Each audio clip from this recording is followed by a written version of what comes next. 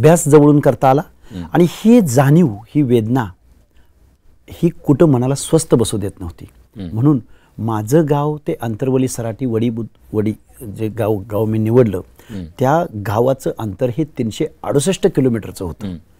एवढं अंतर मी कापत त्या उपोषणाच्या स्थळी गेलो, वडी गोदरीच्या ठिकाणी गेलो. तिथं गेल्यानंतर साधं मंदिरामध्ये आम्ही चटया हातरल्याने उपोषणाला बसलो. ही भावना होती, ही वेदना होती, ही ओबीसींच्या मनामधला आक्रोश होता. हा आक्रोश शासन आपल्याकडे दुर्लक्ष करतंय, तर ज्या ठिकाणहून जरांगे पाटलांचं आंदोलन सुरू झालं त्याच ठिकाणी जाऊन आपली भूमिका, आपली वेदना जर तिकडे रेड कार्पेट घालून जर त्यांच्या वेदना ऐकल्या जात असतील तर आपणही तिथंच जायचं आणि ओबीसीच्या वेदनांना, ओबीसीच्या भावनांना वाव मिळवून द्यायचा, ही भावना मनामध्ये होती. ओबीसींची अनेक आंदोलनं झाली, पण या आंदोलनाला जो प्रतिसाद मिळाला तो अभूतपूर्व होता. काय नेमकं कारण होतं की ओबीसींनी इतका मोठा प्रतिसाद तुमच्या आंदोलनाला दिला? खरं तर मी गेल्या अनेक वर्षापासून ह्या ओबीसीच्या प्रश्नावर भूमिका सातत्यानं मांडत आलो आहे. ज्यावेळी जरांगे पाटलांची भूमिका ही आम्ही ओबीसीमधून 80% कुणब्यांच्या नोंदीद्वारे आम्ही घुसलोय आणि 20% उरलेले जे आहोत ते सगळ्या सोयऱ्याचा अध्यादेश आणून आम्ही पूर्ण मराठा समाज मी ओबीसीमध्ये घुसवतोय, ही जी भावना होती ही ओबीसींच्या मनामध्ये संभ्रमावस्था, अस्वस्थता, नैराश्य निर्माण करणारी होती. एका बाजूला लोकनियुक्त मायबाप सरकार ज्याच्यावर 12 करोड जनतेचं दायित्व आहे, ज्याच्यावर आमच्या ओबीसी किंवा सर्व जनतेच्या हक्क आणि अधिकाराची सुरक्षा करण्याची ज्यांनी शपथ घेतली, ते सरकार मात्र असं म्हणत होतं की आम्ही ओबीसीच्या आरक्षणाला धक्का लागू देणार नाही आहोत.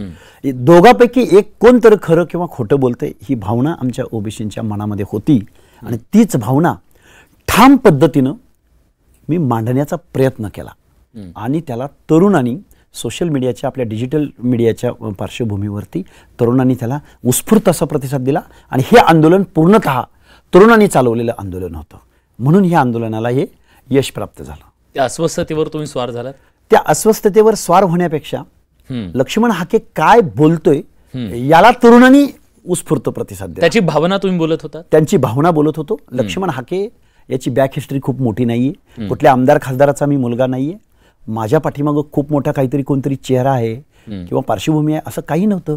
लक्ष्मण हाके एक सामान्य माणूस होता आणि हा सामान्य माणूस आपल्या हिताची भाषा बोलतोय, आपल्या हक्काची भाषा बोलतोय आणि जरांगे पाटील जे बोलतायत ते बेकायदेशीर आहे अशी ठामपणे भूमिका घेणारा एक युवक इथं येऊन उपोषणाला बसतोय, ही भावना ओबीसींच्या तरुणामध्ये, भटक्या विमुक्त जाती जमातींच्या तरुणामध्ये या आंदोलनाला सपोर्ट करण्यामागची होती. आंदोलन करणं, कायद्याचा अभ्यास करणं, ती मांडणी करणं, भाषणं करणं ही गोष्ट वेगळी, पण प्रत्यक्ष उपोषण करणं हे वेगळं.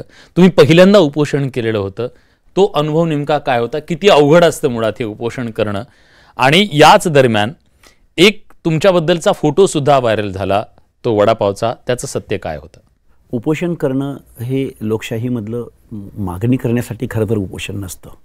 उपोषण हे आत्मक्लेश असतो किंवा एखादी परिस्थिती जर बेकायदेशीर काही गोष्टी घडत असतील इथल्या व्यवस्थेमध्ये तर त्या प्रश्नावरती आवाज उठवण्यासाठी उपोषण असतं किंवा लक्ष वेधून घेण्यासाठी उपोषण असतं.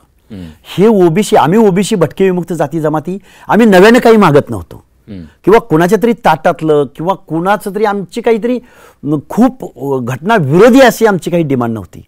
आम्हाला जे संविधानानं दिलंय, आमची जी फॅक्ट आहे ते टिकावं आणि ते टिकवण्यासाठीचा जो काही आक्रोश होता, जी काही भावना होती, त्या भावनेसाठी हे आंदोलन होतं. आणि तुम्ही काय वडापावचा प्रश्न विचारलात, ते वडापावचं काय होतं? वडापावचं हे बघा, मॉर्फिंगचा हा जमाना आहे, त्यामुळं याला किती आपण एंटरटेन केलं पाहिजे हा विषय आहे. मॉर्फ करणाऱ्यांच्या बुद्धिमत्तेची मला कीव करावीशी वाटते की वडापावचा आकार आणि त्या आपल्या हातातल्या घड्याळाचा आकार हा एकच कसा असू शकतो? मग वडापाव घड्याळाच्या आकाराचा होता का घड्याळ वडापावच्या आकाराचं होतं? याचं उत्तर त्या मॉर्फिंगवाल्यांनी द्यायला हवं होतं. पण माझी ही अशी काहीतरी टिंगल करण्याच्या नादात त्यांच्या काही गोष्टी पुढे आल्या, हे मात्र ते एकदम विसरलेले दिसतात. मी गोधडीच्या आडून तर काही खात नव्हतो किंवा मला खायचंच असतं तर एवढे सगळे समोर मीडियाचे कॅमेरे लागलेले आहेत आणि मग मी उशाला ठेवून वडापाव कसा काय खाऊ शकतो? खायचंच असतं तर बंद दरवाजा आड काहीतरी डाळ पाणी काहीतरी घेतलं असतं किंवा गोदडीच्या आतमध्ये काजू नाहीतर एखादी खारी किंवा खजूर खाल्लं असतं, पण ते त्यांनी वडापाव दाखवला. तुमचं वजन किती कमी झालं? वजन माझं या 10 दिवसाच्या कालावधीमध्ये 12.5 किलो वजन कमी झालं. आणि मला सरकारी चेकअप करणारे डॉक्टर्स होते, खाजगी माझे डॉक्टर्स वगैरे नव्हते. सिव्हिल सर्जन म्हणजे सिव्हिल कोणाकडे? मी कोणाकडे आहे हे महाराष्ट्राला माहिती आहे आणि तुम्हालाही माहिती आहे. बरं.